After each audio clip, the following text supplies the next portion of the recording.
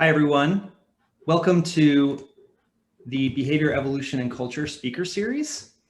We meet every Monday from 12 to 1:30 Pacific time throughout the academic year. And if you are interested in finding out more information about our center, you can find out about us at bec.ucla.edu. There you can sign up for our listserv, which announces the talks every week. And you can also see an archive of previously recorded talks. I am recording this right now, and we'll be posting this to our YouTube channel, which is UCLA Beck, within the next couple of days. Before I introduce today's speaker, let me just give you a preview of next week. Our speaker next week will be Willem Frankenhaus from the Utrecht University Department of Psychology. And his talk will be Hidden Talents in Harsh Conditions. Willem got his PhD here in anthropology at UCLA, so it'll be nice to have him back and hear about what he's been doing since then. Today, it is my great pleasure to welcome Pascal Boyer from Washington University in St. Louis. And Pascal is going to be talking to us about divination. His talk is called Why Divination? A Salient Cultural Attractor, an Explanatory Model, and some lessons for how to understand the generation of culture. If you'd like to briefly unmute yourself, please, Pascal.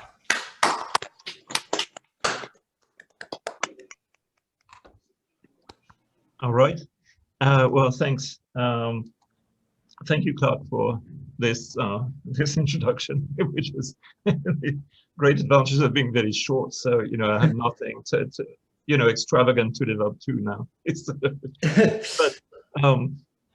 Okay, so yes, it's very good to be here. I mean, to be there, or to be somewhere with you all.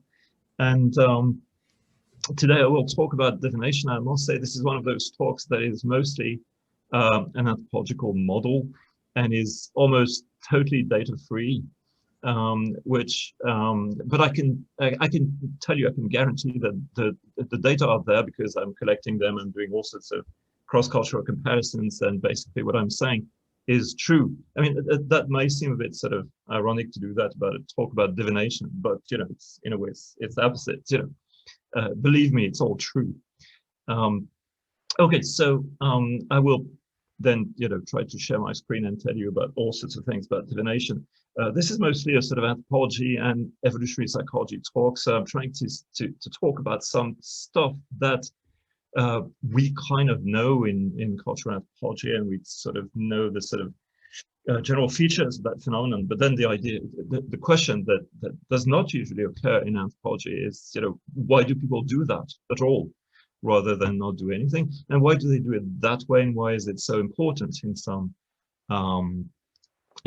contexts? So let me start a slideshow from the start, and then share my screen with you all. And if there's any problem, let me know if that's not working the way it should. So yes, I mean, the idea here is that there are two components that explain this sort of strange institution of divination, and one is a sort of cognitive attractor, a sort of combination of ideas that is particularly likely to be transmitted in cultural evolution. And the other one is strategic interaction. That is the way people's motivations and interests make it compelling for them to use that kind of institution. So, okay, so first of all, these thing, I mean, unless, you probably know all these things, but divination is an extraordinarily successful cultural gadget. It's one of those things that you find in more or less every society you care to look at, and in very different forms, so this is from some representation of the ancient world, ancient Rome probably. And this is one of Manvir Singh's sort of pictures from Indonesia. These are from Africa. But also you get it in all sorts of ancient civilizations, like, this is the sort of tortoiseshell divination that's kind of usually seen as the origin of Chinese characters, and tarot, and all sorts of Mesoamerican systems, etc. So, there's divination everywhere. And it's very successful. You find it in antiquity, you find it in modern societies, you find it in as very important sort of set of institutions in small-scale societies where many important decisions require divination. It's ubiquitous and important. And sometimes it becomes widespread, but it's not central anymore. So we have city practices like, you know, the surest way to find out if the person you fancy actually loves you is to pluck petals out of flower, and you know that gives you a sort of binary response: loves me not. That lots of people do that, but there's also, it can be important to private lives and life decisions. You know, should I marry this person or not, and things like that. So people use these things. So I have two questions about it. One is why is it widespread? You know, that we have that, so that people take it that, you know, there's some compelling reason to do it rather than not do it if you want some information. And also, why is it so important in some social contexts? So there are places where you have to have divination for all sorts of important decisions. And I'll try to illustrate this with a few examples. So how to answer these questions? Well, the first thing you could do is, and this is my proposal, that, you know, there's a range of specific cognitive processes that explains this sort of epistemic aspect of divination, why people would think it's more than ordinary sort of statements about some situation. And also they explain why it's sometimes very important to decision making. Now, but the thing that you do if you're an anthropologist is wonder, why do people do what they do? And the first rule of anthropological method is to ask them, why do you do it? And when you ask them what they do, people tell you almost invariably the same thing, which is that they want to obtain true descriptions of some situation. These are examples from various places. You know, like from my own fieldwork, people in Gabon, so people saying, well, it's what an idiotic question. We want to do divination because we want to have the answer to a particular question. That's all. The interesting thing about the anthropology of divination is that in general, in the anthropology of divination, people totally ignore these overwhelmingly unanimous statements from the natives and say, no, it's about, divination is about something else. And I listed some of these things here: a means for providing emotional reassurance, a tool for restoring and sustaining social structure, building consensus, maintaining a cognitive order. These are all sort of pretty obscure explanations, but the great thing about them is that they totally ignore what the people are telling you, which is, we want to do that to have the true answer to a question. And those things are kind of interesting because none of these things, like, you know, a tool for restoring social structure and all that, none of these things would imply that there's any connection between what you've done and truth. And that connection is the one that people keep insisting on. Okay, so what are we going to do about this? Well, what we should do is, that's another sort of rule of method, focus on the very general features of that kind of institution and see, well, what is it that we find in lots of different instances of this divinatory practice, such that we could say, you know, this is important. So it's true that divination in situ, in a particular kind of place at a particular kind of time, can do all sorts of stuff. Like maintain social order, express social relations, whatever you want. But the thing is that can't be the explanation for the general success of that institution across many cultures. Okay.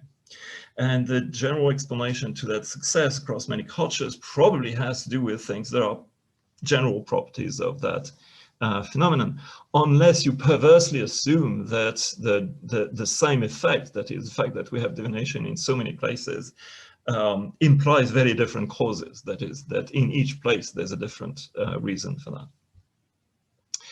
And when I say it's a perverse kind of way of reasoning, I'm not saying it's infrequent, but I'm saying it's certainly perverse. So the idea is that we have a certain sort of set of institutions that have general properties like these. There is a procedure. the procedure is defined in advance. That is, before you ask the question, you know what the procedure is. So the procedure could be to throw bones on the ground and see how they come up. It could be to draw cards. It could be all sorts of other things. But that procedure is known in advance.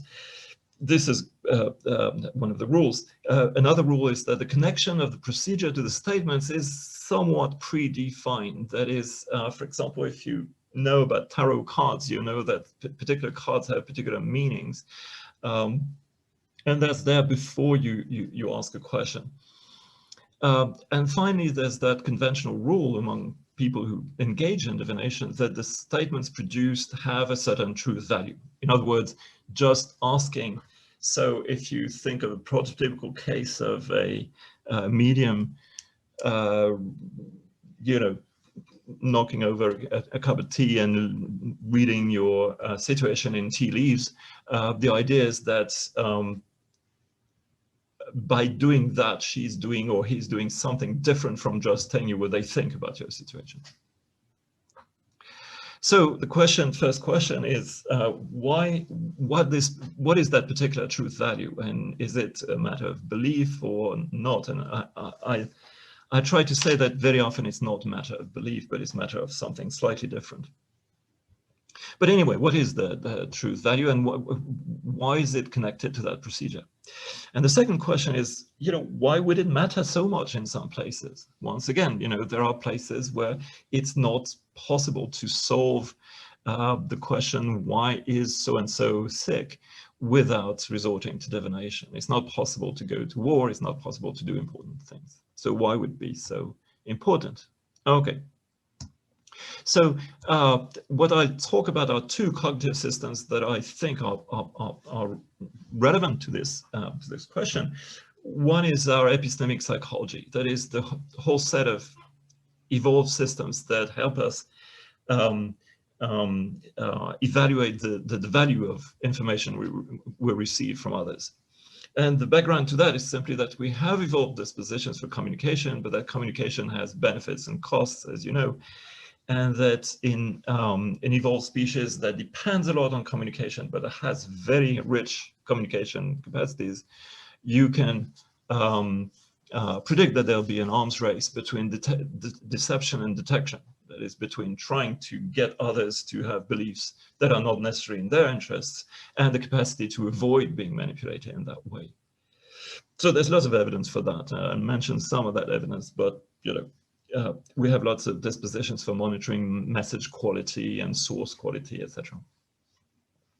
The second part of the psychological background for this institution is strategic interaction, which is very generally sort of thinking of dispositions for what we do when we reap the benefits and pay the costs of interaction with others, and sort of structured interaction in which there are rules of the game.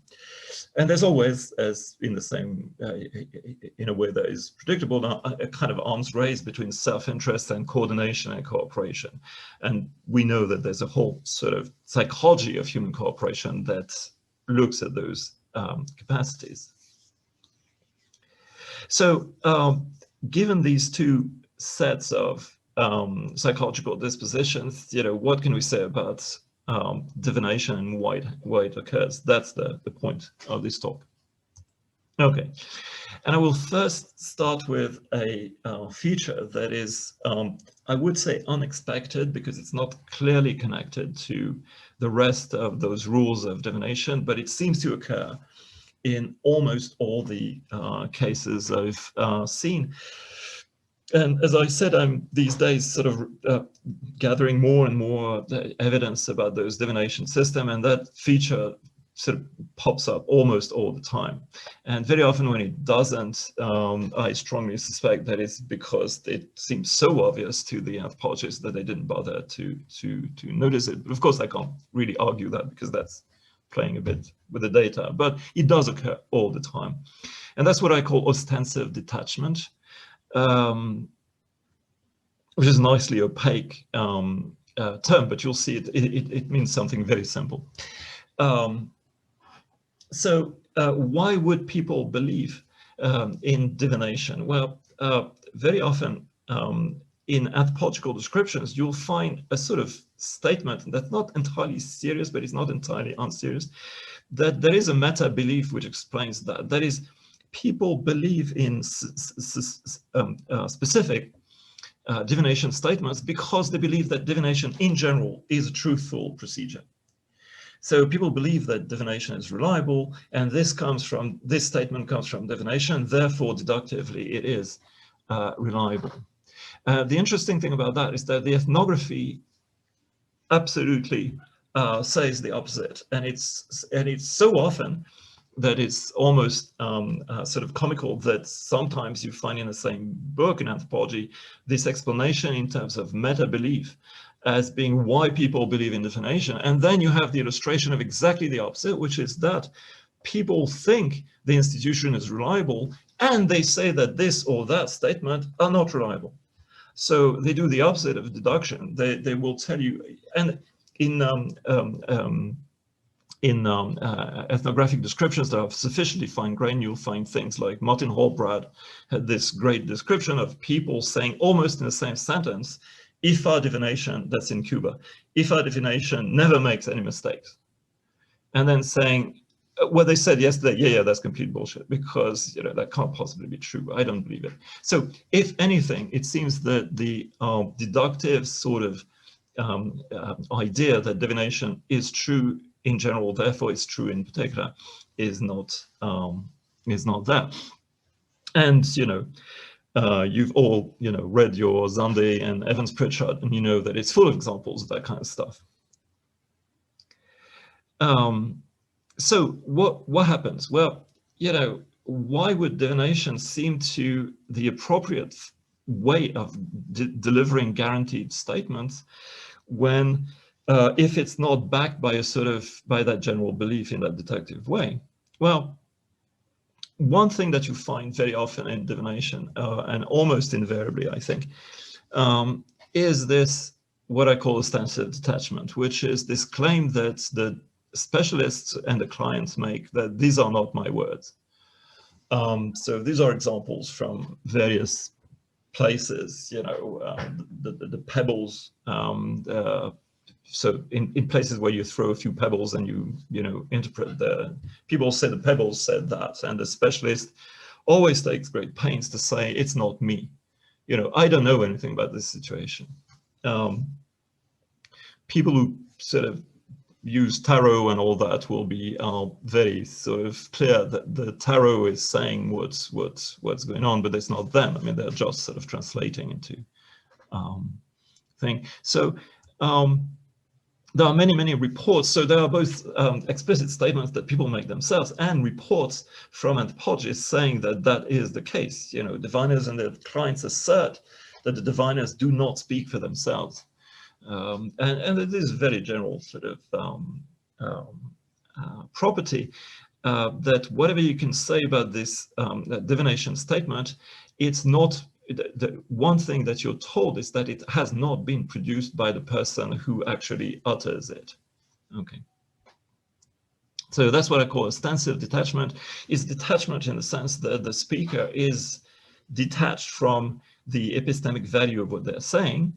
The content of the statement does not originate in my head, so to speak. That's what people are saying, and certainly not in my communicative intentions.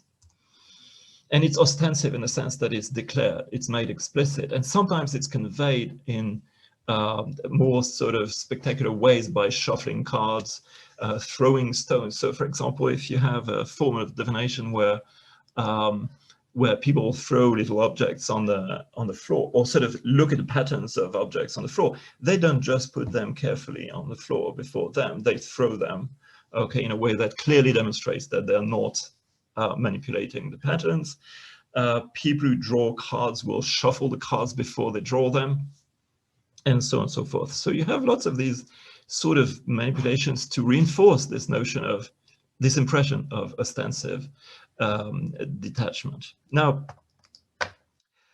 the implication there is that to the extent that this statement is true, that is not because the operator has access to information they can represent and then communicate.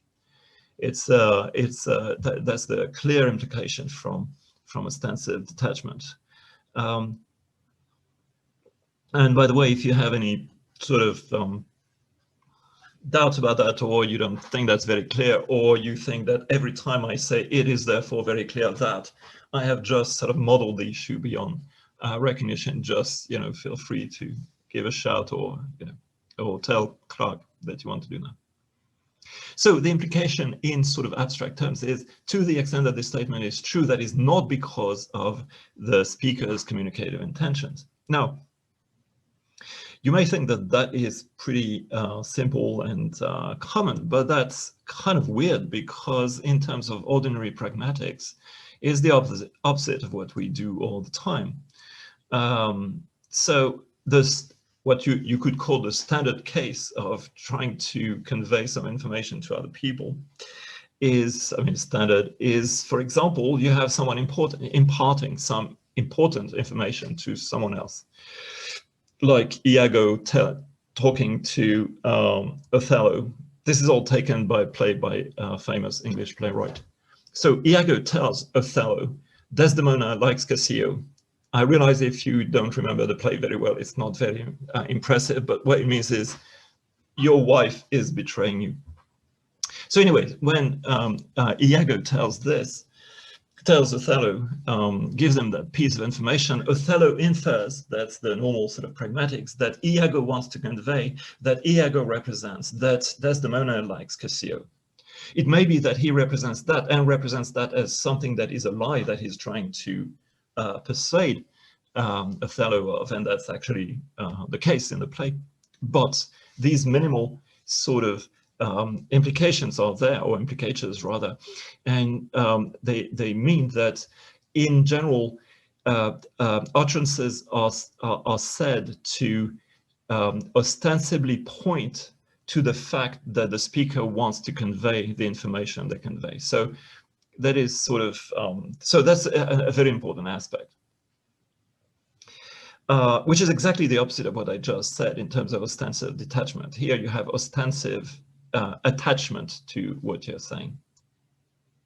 And again, it doesn't preclude lying, of course, because you can have ostensive attachment to the proposition your wife likes another man, and actually be perfectly aware that that's not true.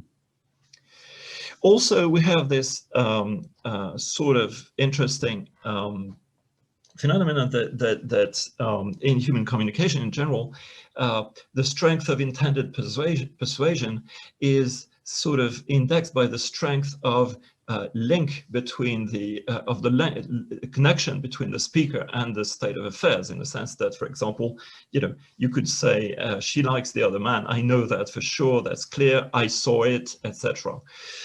And you see, if you remember the play, that Iago is actually pretty smart and very devious, and does not actually say that he saw anything in particular, but he manages to convey that he has a very strong claim, epistemic claim.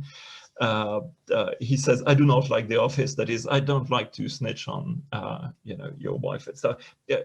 But actually, I heard him say, so you have some perceptual evidence. It's not that it's just my thought, it's just that I heard it. So in its standard sort of pragmatic sort of interaction between people, we have speakers intend to convey that they utter what they want to utter.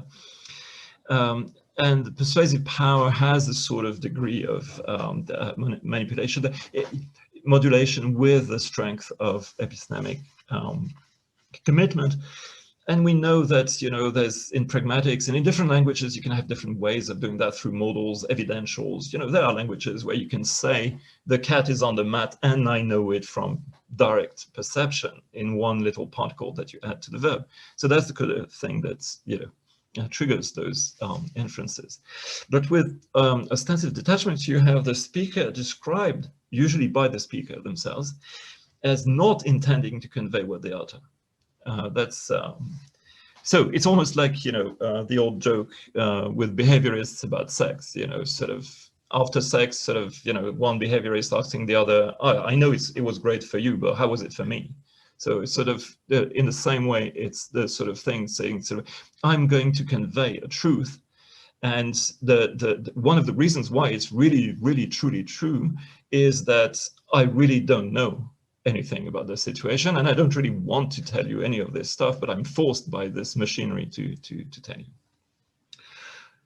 So the question is, you know, in what way does this strange sort of thing, ostensive detachment, make statements more credible?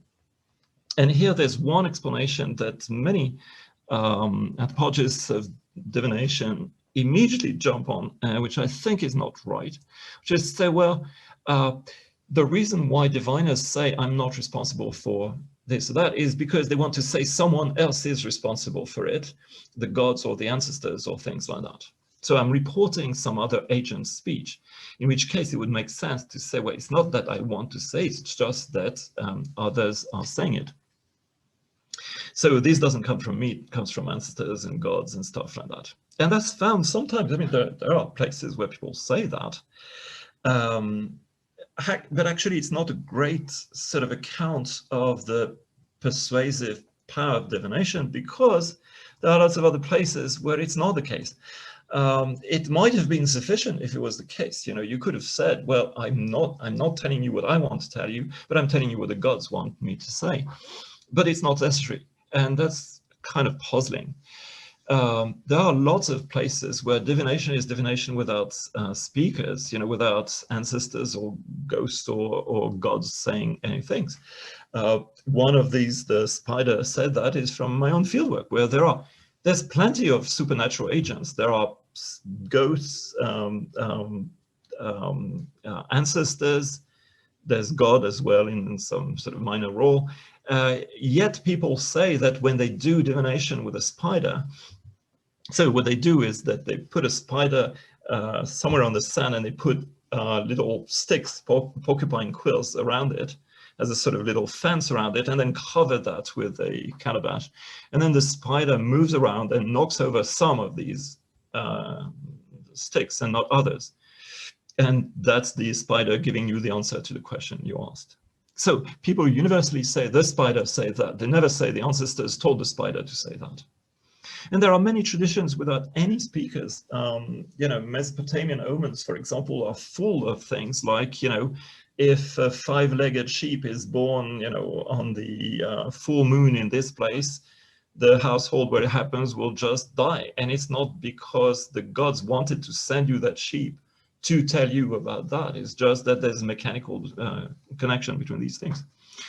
In lots of modern traditions, you know, people go and get cards drawn, or tarot cards, tea leaves, etc. They don't think that there's a speaker behind that. And even when you're plucking a flower, you're plucking petals from a flower, you don't really think that there's an agent trying to use that to tell you things. So the idea is that the gods are talking. That's a possible interpretation of the reason why you believe in that divination statement. Perhaps it's a sort of meta-interpretation of your own reaction to it, but it's not a necessary assumption. That's not what makes it persuasive. It was persuasive before. So we're back to the question, you know, why would ostensive detachment make statements more credible? So in order to do that, I have to do something a bit sort of funny, which is to leave that question on the back burner for a while and look at the second question, which is, well, why do people do it in important contexts? And then we'll see that we can come back to this question of pragmatics afterwards. So when is it that divination really matters? Here I will take the example of small-scale society where divination really matters for prototypical cases of things like, well, like you see this list from Evans Pritchard, in case of sorcery, adultery, to discover why wife has not conceived. Actually, almost all of these things reduce to witchcraft, finding out about witchcraft. But, you know, you have illness, accident, stuff like that. I mean, you know, many other cases. These are situations where that have certain features in common. And I will sort of just look at a prototypical case to then, you know, sort of try and broaden the relevance of what we say. So consider a prototypical case, which for me is prototypical because that's kind of stuff that happened very often in places where I did fieldwork, that you have an accident or someone is sick. And witchcraft is said to be the a clear potential cause for that. You know, it's quite clear. So there's lots of bad stuff that happens, and people think, well, that's, you know, stuff happens. But there are also lots of cases in which people suspect that there's something there that is a bit sort of strange. But you can't have cheap talk about that. You can't go about and sort of say, well, you know what, I think so-and-so fell ill because there was a witch involved. And you can't do that because it's the kind of thing that is pretty dangerous to talk about. You can't just go around saying, you know what, this, you know, old guy or that old lady, they're probably a witch, because you may always find out that those people actually have allies. And they don't like this kind of an accusation bandied about like that. So what usually happens is that you have a sort of phase of gossip about it that is kind of very much sort of private communication between people that sort of tends to coalesce around a certain version of what probably happened. And then someone makes a public accusation, or someone asks the diviner to provide the truth about these things. Now, when I say that there's no cheap talk about these things, is that talk has consequences. And there's an amusing example of that from the Salem witchcraft craze, when everyone went around having what was called spectral evidence for witchcraft, when spectral evidence was not from chemistry. It was just that you saw a ghost, and the ghost told you, this woman over there is a witch. And that was called spectral evidence. And there seems to be, there were lots of such accusations going around until until Governor Phipps's own wife was accused on the basis of spectral evidence. And then he just said, well, that's the end of spectral evidence. We now have a new procedure that will not have oyer and terminer, which are sort of old Anglo-Norman sort of words. We'll have another court that does not admit any spectral evidence. So that's just to illustrate that, you know, if you go around sort of getting enthusiastic about your accusations of witchcraft, at some point you might get someone who has powerful allies, and that will not be good. So to sort of, you know, when is divination important? Well, I think there are sort of a few features of these kinds of situations in which divination is important. First of all, the underlying facts are inscrutable. So, you know, people do not use divination for things for which there's a low information cost, you know, to find out what's going on. If you want to know, you live in a small village in Cameroon or Gabon, and you want to know what grades does one need to go to university, you don't do divination. You just sort of write to the authorities and they tell you. So the facts have to be inscrutable. Another one is that the underlying facts are consequential, and that's very important. You know, whether so-and-so was made sick by their grandmother being a witch or their brother-in-law being a witch, that matters a lot to lots of people. And that matters a lot to lots of people, and not just to the suspected witch and the victim. It matters to everyone else. The fourth condition is that there are costs in making statements about the fact. That's what I thought. That's what I said. So, for example, if I say so-and-so is a witch, there will be costs for me, potential costs. But also think of other important decisions. You know, we say, well, shall we go hunt on the west side of the mountain? And I say, yes, absolutely, we should. Well, then there's a cost, because if we're unlucky in our hunt, then I bear the cost of having, you know, sent people to a very poor hunting expedition. So it's better in a way to not say anything about those things. And then condition 5 is the most important one, which is that there's a general benefit to having a unique diagnosis.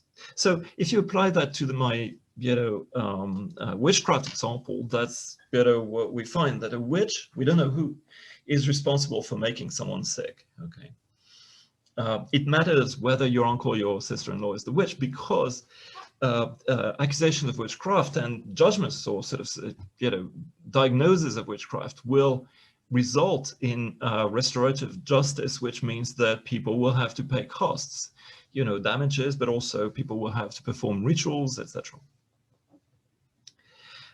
So there are costs in making statements about these facts. So that's what I just said. There's no cheap talk, and there's a general benefit to having a unique diagnosis. The thing is that unless one person is identified as the witch, everyone is a suspected witch, and you have a sort of game of everyone trying to sort of suss out to what extent they have allies and enemies, and enough enemies to gang up against them, or enough allies to defend them if people gang up against them. So there's a great benefit, and I would argue that in traditional African witchcraft, for example, there's a great benefit even for the person identified as a witch to be that there is one diagnosis that is commonly accepted. Now, the hypothesis that when those conditions obtain, most members of the group where those things obtain are likely to prefer divination to other sources, like asking people what they think, asking competent people what they think. And also, that's a really crucial point, they're likely to prefer that others prefer that. Why is that the case? Well, that would be the case if people had some sort of intuition that in such a situation, there's great benefits in coordination. And I want to say that that's the case. So we all have, intuitions about the benefits of coordination. So, for example, the picture above seems like poor coordination that results in poor outcomes. But, it could be the other way around, and you'd have coordination in another way that would result in the same things. What matters in the coordination games, as usually described by economists, is not exactly what you choose as solution, is the fact that you all choose the same. So in lots of, so this is just to say that, well, it's no surprise that people do have intuitions about the benefits of coordination. They do. And if you live in a small-scale society, people constantly talk about that, about the fact that it's much better that we have this kind of decision-making that results in some consensus rather than argue the point endlessly, especially about things for which having an opinion cannot be cheap talk. So we have strong assumptions about coordination benefits, and even young children have those intuitions. There are lots of studies about the development of norm and coordination intuitions in young children, in which children are really upset that some newcomer, for example, disrupts the norms of an interaction, even in cases where there's not much of a clear benefit to those rules being what they are. Okay, so it's a common predicament that we have benefits of coordination and we have costs of responsibility. So in lots of political decision-making in ancient societies and in small-scale societies, you would have questions like, should we go to war, and when and how? The thing is that any potential defeat carries great costs, so it's much better to never have said anything about whether to go to war or not. So in that case, divination is in everyone's interest. Or, where should we go hunting? I alluded to that. Well, there's a potential failure, so there's responsibility, so it's better to remove these potential costs. So these are all real coordination games in the sense that, it's good to have a coordination point, but there's a cost in being the provider of that coordination point. And I think in those things, in those situations where there's a cost in providing the coordination, the focal points, and there's benefit of coordination, you'll find that that kind of institution is quite good. And that may, okay, so that would be some sort of explanation in a purely instrumental way of why people would use divination. But then, in what way does that correlate with them saying, well, there's a guaranteed statement here? You know, you could say, well, we just draw lots to decide whether we drive on the left or we drive on the right. But that doesn't mean, in those classical examples of economic games, we know that there's nothing intrinsically better in one solution than the other. Whereas here, it says, well, there is a focal point for coordination, and it is truth. So why this truth value? Well, I think it may be that if you consider the costs, the benefits of coordination and the costs of providing focal points, and the fact that there is no cheap talk, you might understand why. So that's a hypothesis, which I call a privative hypothesis, which is, why is a divinatory statement compelling or sort of authoritative? Well, if you start with your prototypal situation, who's the which? Why not listen to wise people, experienced people who can tell you what they are? Well, the problem is that all sources are tainted by coalitional interests. That is, whoever says something about this kind of case can always be, their statements can always be discounted by the fact that they say that because they are allies of certain people or enemies of other people. So ostensive detachment is a funny way of blocking that inference by saying, however this truth is produced by someone who has no control over the contents of the inference. So the statements with ostensive detachment seem to be less compromised than the ones that are not produced that way. And I insist on the fact that this is relative, so it's not that they're that hugely different, but they're slightly different from the other statements you could produce, and it's entirely negative. What it means is that this divination, in this sense, does not give you any reason to believe that this statement is true. It just removes intuitions you could have had about the fact that it was dubious. That's all it does. And you could say, well, do people have intuitions about the fact that it could be dubious? Yes, they do. Because people consider the source of utterances constantly. And from the youngest age, we know that children, for example, discount utterances produced by people when it would be obviously in their self-interest to produce those utterances. So even 4-year-olds will realize that if you say that and it's in your advantage in the current interaction, that is taken as true, then they should discount that. So we do have this automatic generation of what is the interest of the speaker. So my idea is that ostensive detachment produces a certain epistemic effect that does not provide you for with a reason to find the utterance true, but removes reasons you already had, you know, by default, to doubt its veracity. So here what we're saying is that, you know, these two forms of, you know, psychological systems are the basis that would sort of result in this spatial status of divination. Okay, so, you know, as I said, sort of scrutiny about the validity of utterances, sort of suspicion, and also consideration of the source being tainted are things that you find in all sort of normal adults when they engage in conversation and exchange of information. And we know that from all these studies of epistemic vigilance. So epistemic vigilance is not just the detection of deception, but it's also the sort of positive side of trying to find the best reasons for what people are saying. But it does include scrutiny of the sources as a crucial component. And even young children, like Olivier Mascaro had lots of studies about that, even young children scrutinize sources and evaluate sources in terms of the extent to which they're tainted or reliable. So you must have seen this meme with a little kid who just obviously does not believe what this lady is saying, and it's been used in politics in all sorts of ways. But it actually sort of reflects the truth that there are many circumstances where a little guy like this will have exactly that facial expression because they're absolutely not convinced by the fact that you're saying something, but also kind of, you know, I think the facial expression reflects very nicely the idea that, hang on, you're saying that because you want me to believe it, because it's in your interest.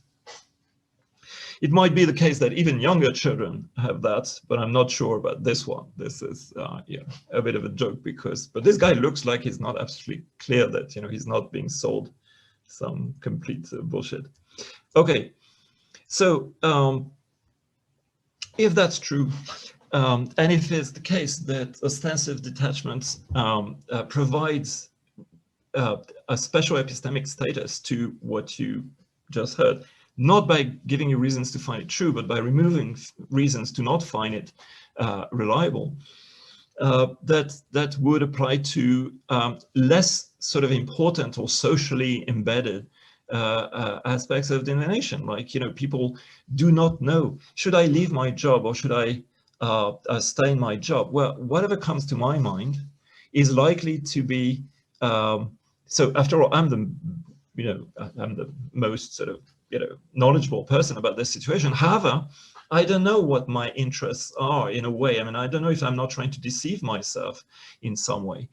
In the same way, yes, does this person really love me? Well, I don't know, this is maybe introspection, but it seems to me that lots of people who ask that question or wonder about this thing know that there are two equally powerful impulses inside themselves. One is to say, yes, of course, that person loves me, because that would be super great if she did, or if he did. But there's another impulse, which is, no, the world is never that great, and it can't possibly be the case. So either of those motivations is kind of tainted as a source of truth. So plucking petals is not so bad, because it removes all motivations from the statements. So this is what she's doing.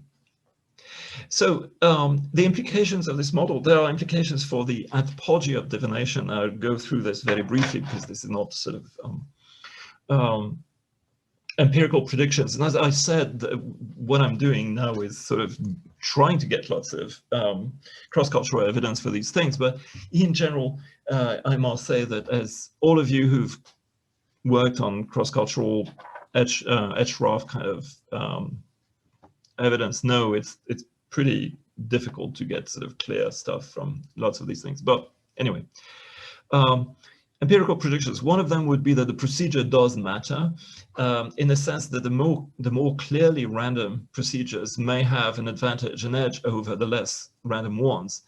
And it's true that there are lots of cues from diviners in that sense, that people will shake the bag of little bones before they throw it on the ground, and they will throw them on the ground rather than sort of just put them down. Or forms of divination in which you take stuff out of a bag but you can't see what's in the bag. Shuffling cards, even better, asking the client to shuffle cards. It's not just people who play card tricks, it's also diviners very often who ask you to shuffle and you to cut the pack. The obvious implication being that you're reinforcing the ostensive detachment of that. But you also have that in inspired divination. So inspired divination is more what you find when people fall into trance and start talking about a particular situation in the voice of, and ostensibly the authorship is some ancestor, some ghost, some god. So the prediction here would be that this kind of divination is more consequential if you have more of an ostensive detachment between the speaker and the between the sort of possessor and the possessee, so to speak. So to the extent that there are cues like different voices, different accent, different prosody, whatever, those would be seen by participants as adding to the epistemic value of the utterance. Also, an interesting prediction, which I think really holds for lots of African divination, is that good knowledge of the case means that the diviner is less persuasive. There are lots of cases in Africa where people travel a long way to find a diviner who has no idea what they are talking about. Who has no idea what they, the client, are asking questions about. So people travel far, and the idea is that it's better to have someone who has no idea what you're asking them about. Also, belief would matter less when coordination is more consequential. What I mean here is that in less important divination, like plucking petals, you think it's quite important that it's true, you know, that the petals tell you whether he loves you or loves you not. But in places like, you know, for example, it's witchcraft, and there's then belief matters less, in the sense that in those cases, people feel that it's very important that there is an official description of the situation, situation such that it was the sister-in-law who was the witch. And in my own, you know, experience in the field, people say that, and you can almost hear the quotes when they say, "Oh yes, we now know that she was the witch who did this in that way," and they quote some statement from the diviner. And what that means, and what happens in those cases, and it seems that, you know, from talking to other anthropologists, that that's not an uncommon sort of thing, that there are quite a few people who are not totally persuaded. And you think, well, I'm not sure that's the sister-in-law, but it's much better that everyone agrees that we agree that it's the sister-in-law, rather than, you know, start the investigation again. So in this sense, you know, there's that sort of construction of mutual knowledge out of shared representations, that it's not just that we know this, we all know this, but we know that we know this, and others know it. And I think many cases of public-private discrepancies work like that. I mean, in the sense that's what Martin Holbrad was saying, that people say, yeah, that sort of divination works, is often, you know, applied to particular cases, to, in the sense that everyone will say that a particular statement about the case is guaranteed because it comes from IFA divination. But at the same time, in private, just you know, in one-to-one conversation, the same person might say, well, I'm not that sure, but you know, that's what we think, we believe. Okay, so this is just to summarize that if we have these two kinds of system, epistemic psychology and strategic sort of capacities, it should be the case that divinations become cultural they become a cultural attractor. That is a position of space, conceptual space, that's more likely to be occupied in cultural evolution than other things. And there will be attractor projections, like, for example, conventional rules about divination that dilute the association between the ostensive, detachment, and the guarantee. Would be less successful, and we could see sort of correction to and possible reconstruction to standard association. Now, the thing is that it's all kind of speculative to say that, in the sense that what we can observe is what's successful, and contrary to other kinds of cultural evolution sort of claims, it would be pretty difficult to do, you know, chains of transmission or things like that to test that. I mean, we could do it, but you know, it's so acontextual that I don't really know what we could conclude from that. But you know, so for cultural evolution, the consequence is that we have a diffusion, invention, reinvention of those techniques in such a way that they tend to go towards that cultural attractor. Yes, I will skip this because this is something quite different that I want to talk with the students about. So this is just to leave you with food for thought. And the reason why there's a pipe is that in my courses I very often use that expression, well, now put that in your pipe and smoke it. And after, you know, 19 years in the US, I've yet failed to realize that no one has an idea what that means or why I'm saying that. But it just means, you know, well, think about it. Maybe you'll find either that it's perfectly valid, it was almost divinatory in its truthfulness, or that there are crucial objections to that. So that's it. Thank you. Thank you, Pascal.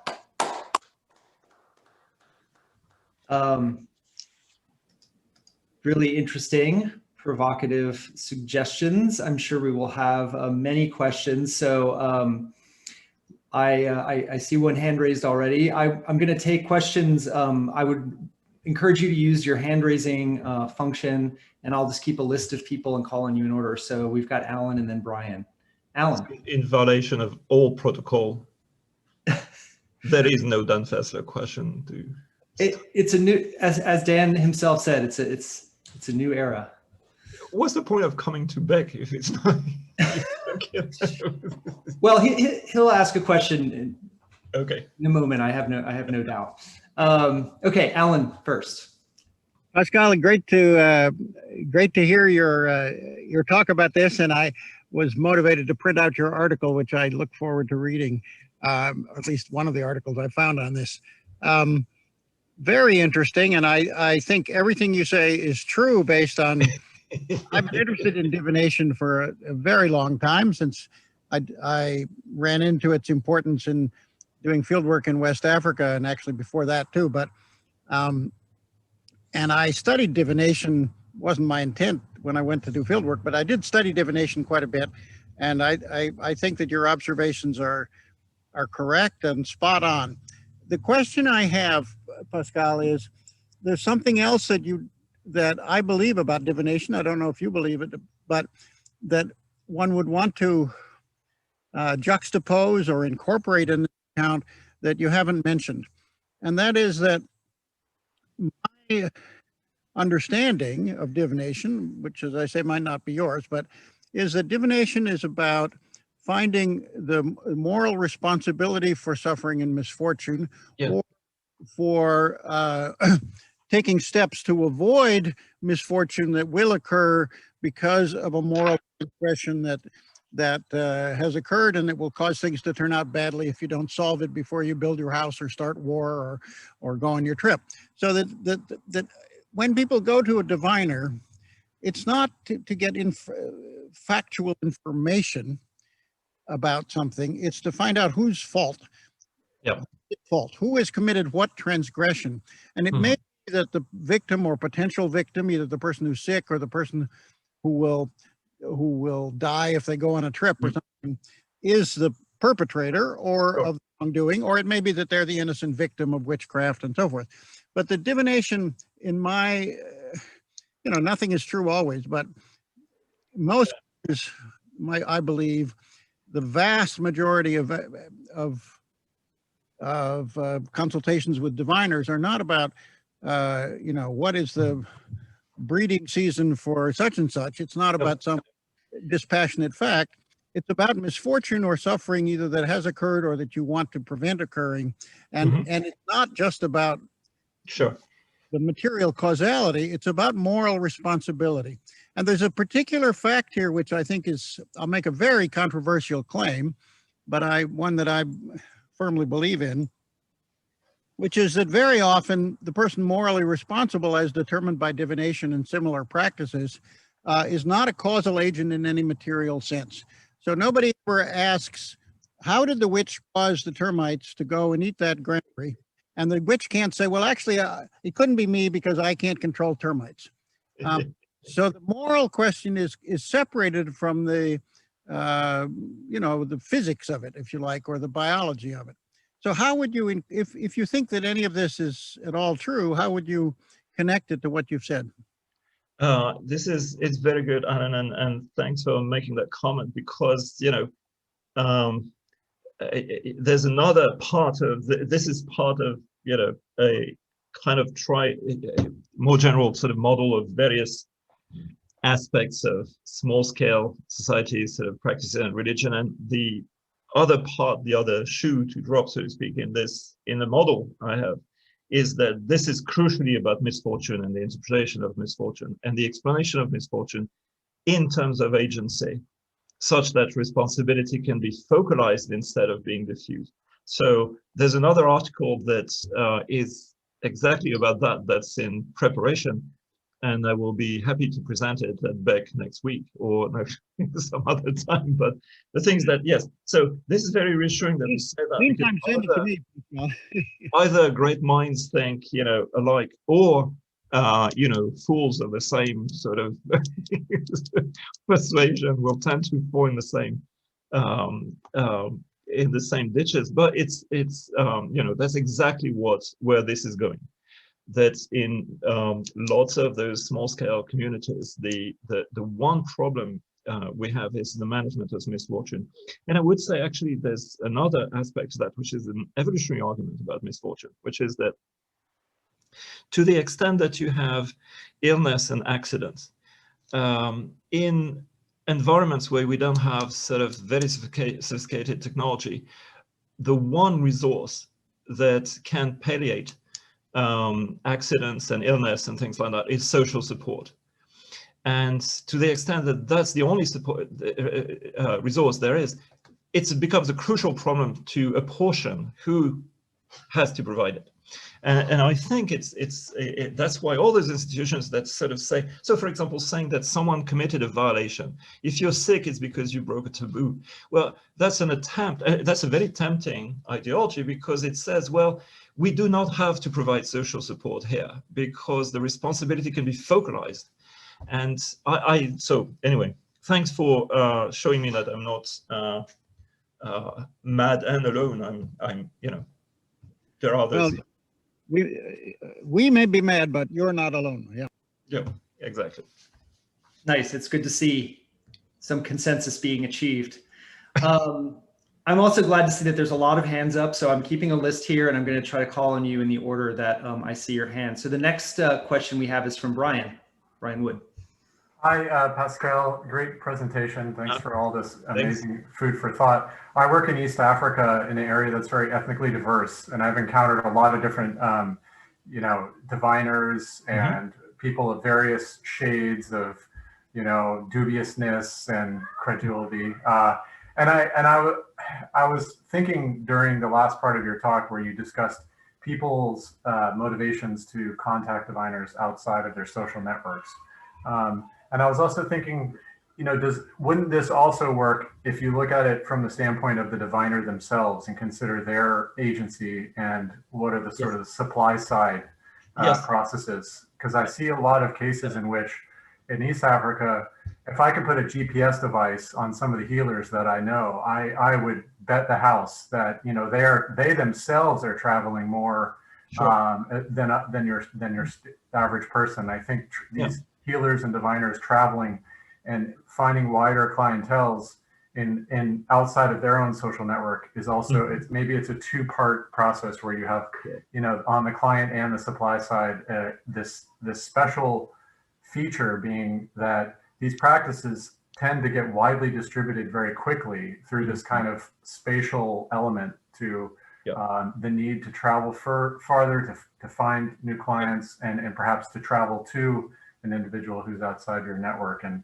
that brings into mind just a slightly different mechanism of cultural evolution, which is that you have this rapid horizontal transmission of beliefs and practices potentially. Sure, this is a great comment. I mean, I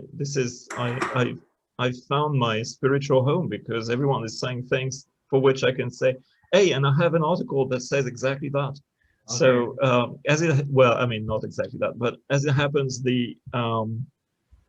yes, it's an argument that I've been trying to put forward and sort of push a bit in work with Nicolas Baumard and Jean-Baptiste André on the way that lots of models of cultural evolution only look at the consumption or the reception side. So, of course, the implicit assumption is, whatever diviners do, they could be randomly changing their procedures all the time because of a certain sort of set of biases or, cognitive attractors. You would have those institutions in the end. But actually, there are projects. There are, fitness-directed projects from people, for example, trying to get reputation out of creating a niche for competence that entails specialization and that, entails reputation gains such that it's very much in their interest that divination is taken seriously by the people.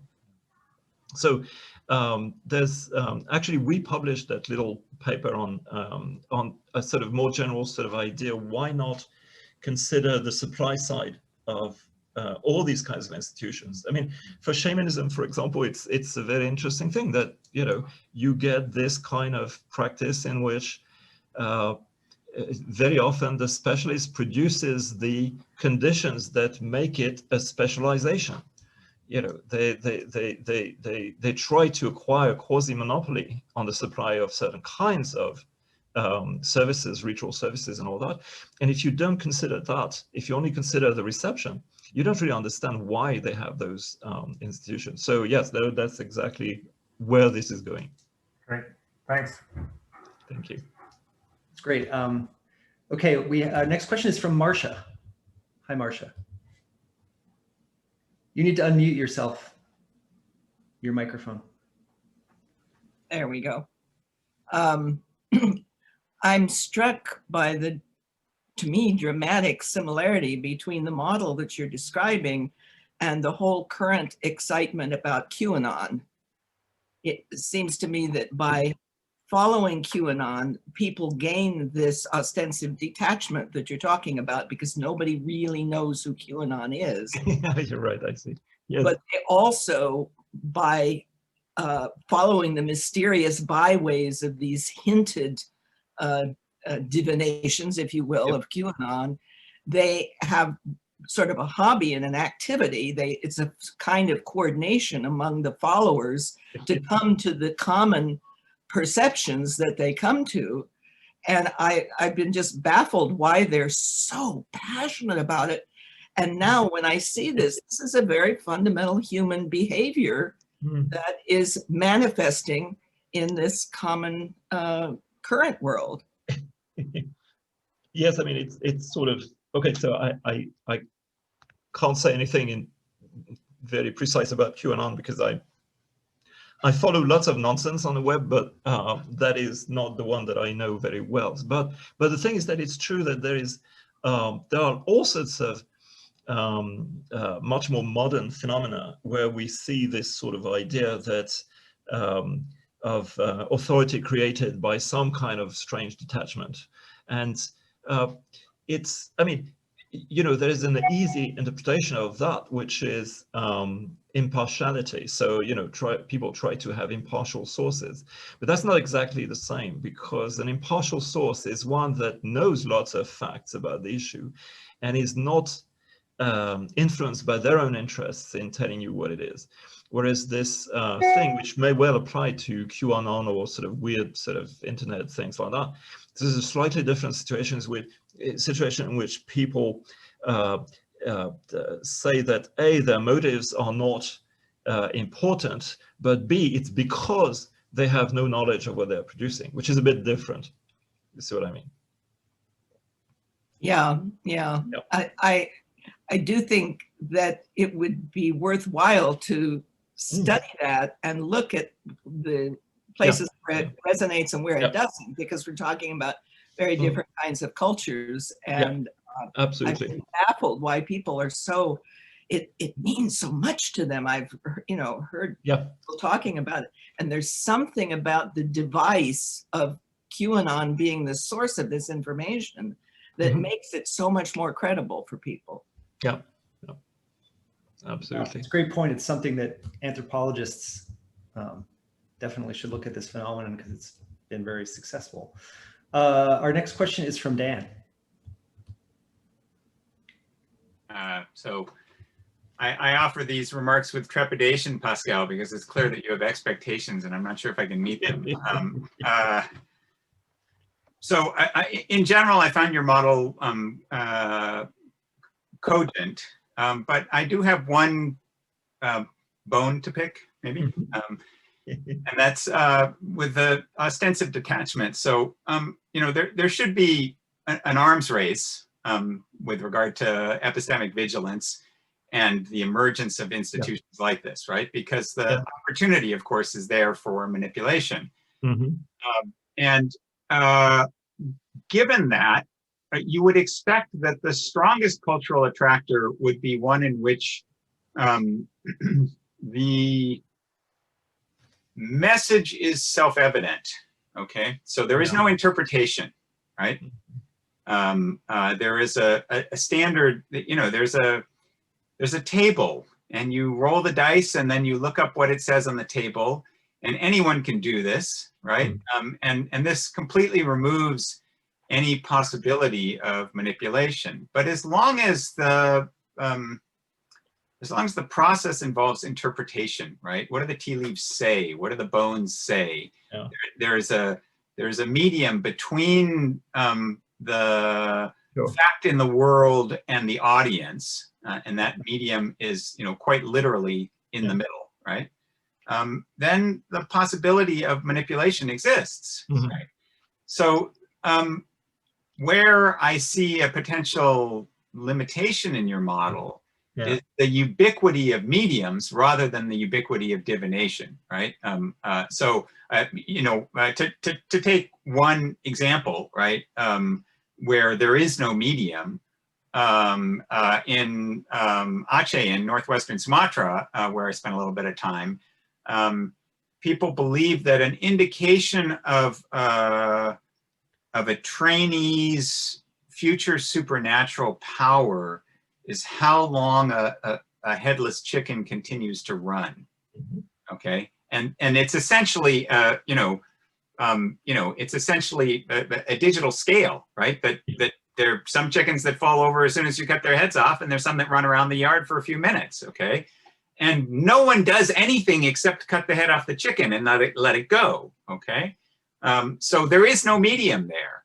And thus there is no opportunity for manipulation. And yet that is not, as is illustrated by the examples that you gave and those with which I'm familiar outside of that particular context in Aceh, that is not actually the typical divination. The typical divination is exactly what Brian was describing, where there's a specialist, right? Who, this person needs to interpret, which of course should not be, in your model, should not be a stable cultural equilibrium. Sure, and that's very, very, very good. Thank you, because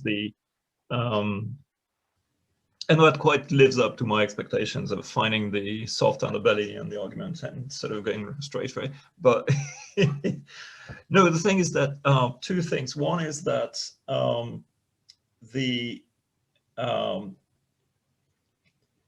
there is the fact that there is a person with a technique, and the fact that it's that there is some room for interpretation are two things that are orthogonal, I think, and they're not really they don't co-vary. And for example, and that's maybe the one way to address your question.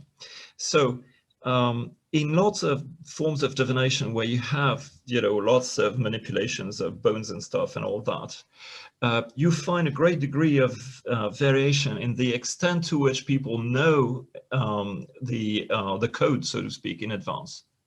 So there are places where there are some aficionados who really know that the diviner has to say this if the bones come up like that, and there are places where people are a bit more relaxed about that.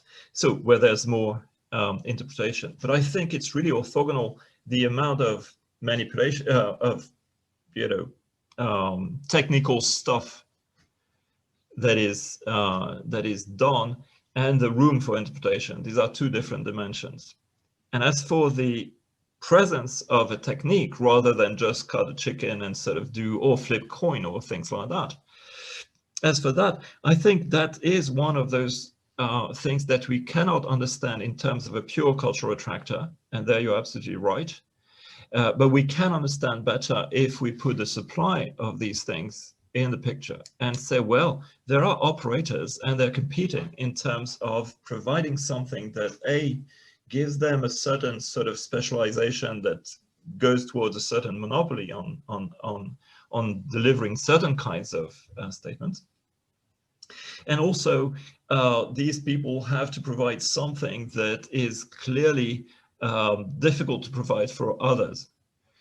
So that's essentially what Manveer Singh would say about shamans, that there's one crucial thing, which is, can you fall into a trance and start, can you fall unconscious? That's simple enough, but can you do that and then provide meaningful statements about a situation? Now, it so happens that not all human brains can do that, so you have a little bit of an edge in creating a niche for your supply that way.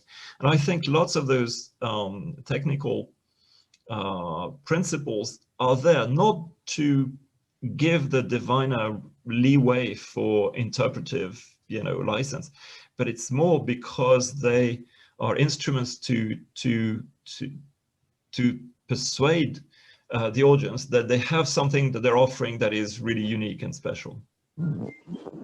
If I could just briefly follow up on that, I mean, that certainly that fits with the, the best diviners are from afar kind of portrait, because by definition, then they have some technical skill and they're disinterested by virtue of lacking local knowledge. But the trouble, of course, is that if people say divination is true, but there's some good diviners and some bad diviners, then what is their basis for deciding whether a diviner is skilled or not, right? Well, certainly one possibility is that the things that they say play out, right? That they predict some future, or they recommend some course of action, and it works out. And that argues against disinterested. I know. And the thing is that's in a way you could say that the tragedy of the diviner, which is that to the extent that they provide this detachment in a very, very convincing way, they remove the possibility of being judged truthful because people agree with what they think is true. So this is something where I think a fine-grained description of the way it's played out in one particular tradition, and to this day I've only found 5-6 cases where you have ethnographic descriptions that are fine-grained enough that you can see this interplay between trying to push interpretations towards something that is more plausible, okay, and being constrained by the technique to just say what the bones are saying, and that's it. I think these are two sort of forces that push apart from each other, and that doesn't mean that the model is inconsistent. It means that the reality is one of trying to be on the tightrope between these two different sort of possible ways of failing. Fair enough.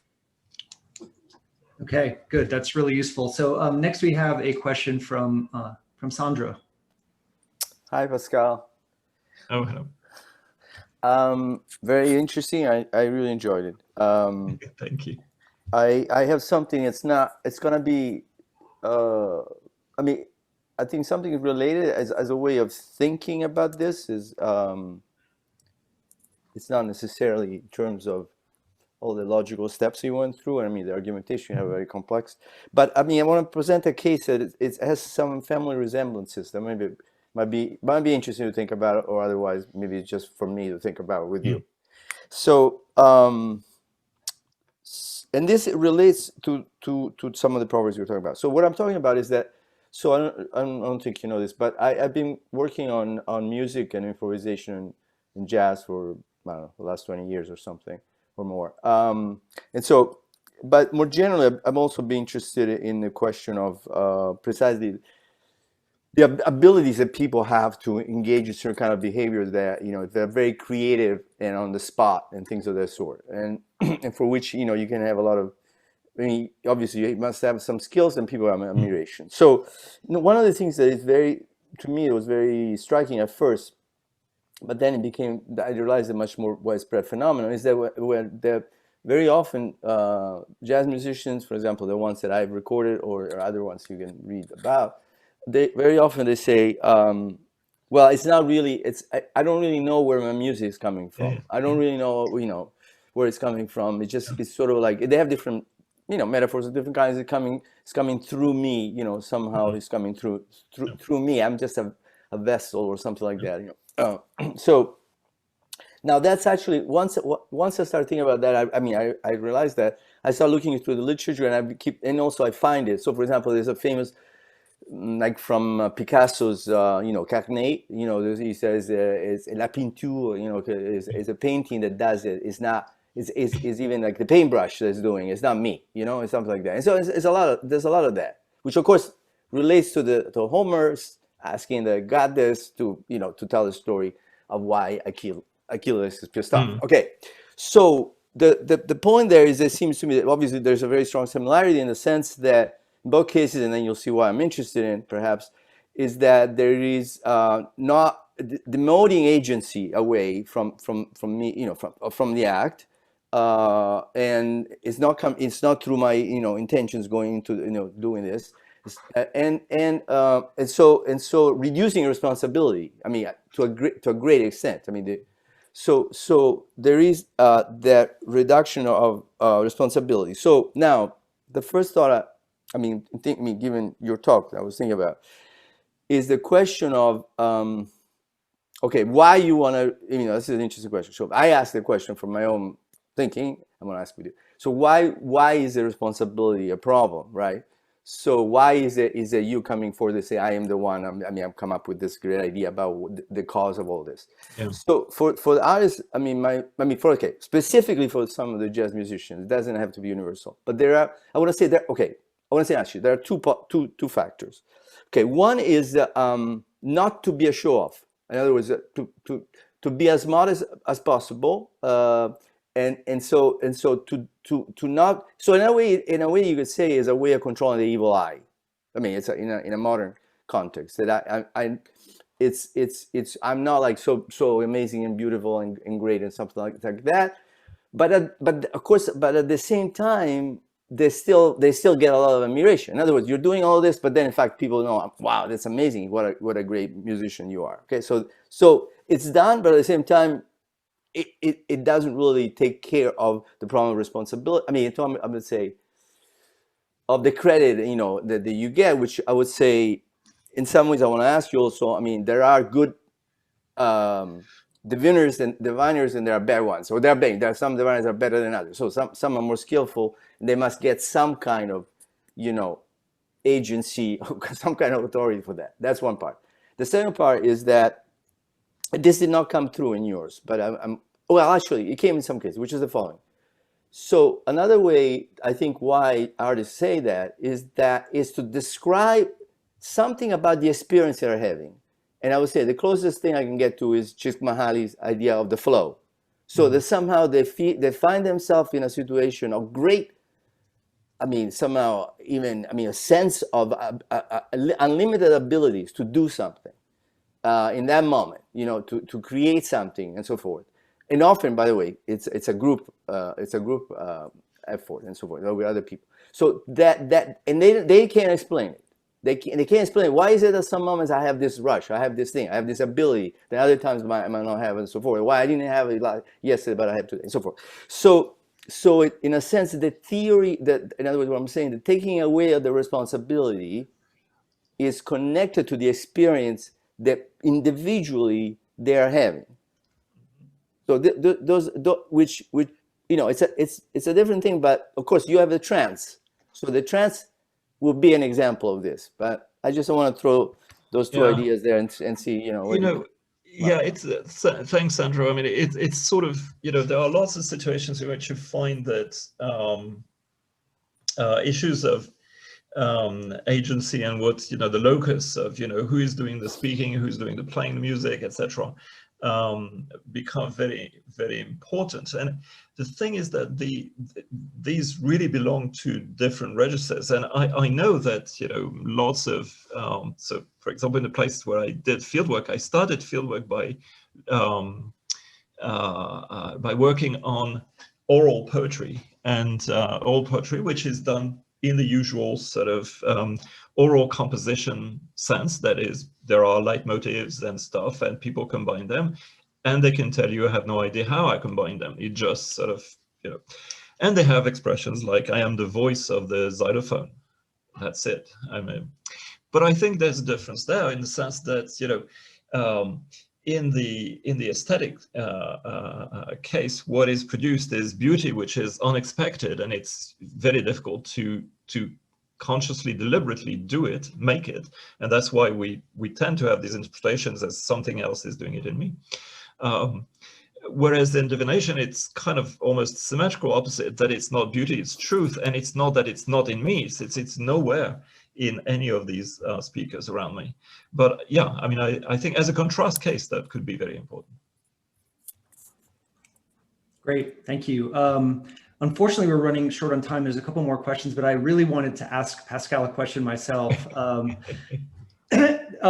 So, I know from the way that you theorize things, Pascal, you're not attempting to have a totalizing theory that accounts for all cases. But I did want to ask you about one case from Ecuador. So in Shuar Achuar communities, you have, I think is a form of divination. I'm not sure what you think, that has two different properties from the cases you've been talking about. So one of them is that it's first person divination. It's divination about yourself. Oh, right, yeah.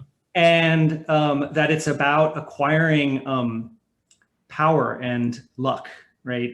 So, which I think could be, you know, in your theory, it's avoiding misfortune, but it's actually more that there's an idea that you sort of acquire power like a battery being recharged. And what you do is you take these plants, this Datura brugmansia, very toxic, extremely hallucinogenic plant that makes you black out. And if in that reverie, you see a particular kind of thing, which is a person that comes to you and hands you an object, then you know that your batteries are recharged, and you're now able to go out and do like mighty things. And I'm just curious, I mean, it may not fall under the rubric of what we're talking about, but I'm curious how you would It's kind of interesting because, yeah, I mean, you know, I could say, well, you know, come on, it's not supposed to explain everything about every phenomenon where we try to figure out stuff. But at the same time, you know, once sort of, in a way, it's sort of further away from that attractor of divination than what I've described so far. But you could say, well, for example, to what extent would people think that the veracity of this sort of vision that, you know, that you have, to what extent is it indexed by the lack of control from the person, such that if you said, well, you know, you could do it in a sort of more gentle way by just smoking a joint, and then you'll think, people would find that completely unconvincing, because, you know, so in that same way, you could say, well, there is a common thread here, which is that it's only when you're really convinced that you have no control that the truthful vision is coming. I don't know.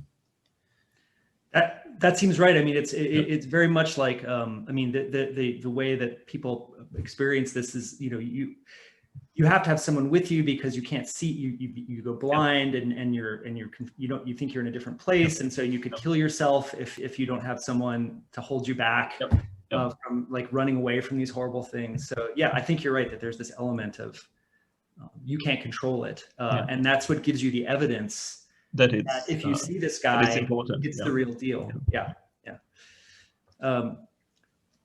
Super interesting. We're right up against time, but we have one more question from Lindsay. If you can please keep it brief, because we have to wrap up in about 2 minutes. Lindsay. Can you hear me? Yes. Okay, good. Are you aware of what's known as the Daisy ad from the 1964 presidential campaign? It shows a very young girl plucking petals, divining. And do you know what I'm talking about? No. Oh, okay. Well, she's plucking petals and she loses track. She's confused about the numbers, and a man's voice begins a countdown, and there's a nuclear explosion. And the idea was that people were afraid that Barry Goldwater was going to get us in a nuclear war. And I wonder if you had, I guess you haven't seen it, but that's an idea for you. Okay. Thanks. All right. Yeah. That brings us right up to our time to close. So please join me in thanking Pascal for coming and giving a great talk full of ideas. Thank you so much, Pascal. Thank you, Pascal. And that was great. A lot of fun. Very soon. Right. Yeah, come back next week when the next paper is finished. That's right. Open invitation. All right. Thank you all. Okay. Thanks. I will see you all next week. Same time, same place.